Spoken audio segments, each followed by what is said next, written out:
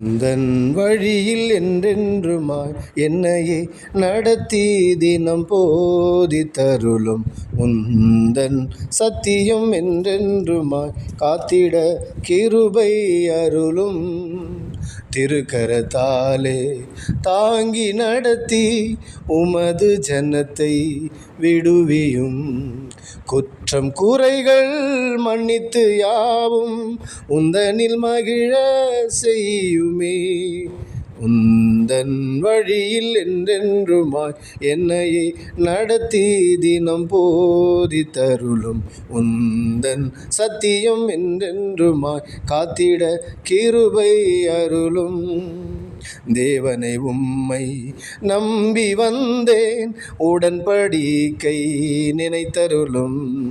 சாந்த குணமும் நேர்மையும் காக்க தினமும் என்னை தாங்கிடும்.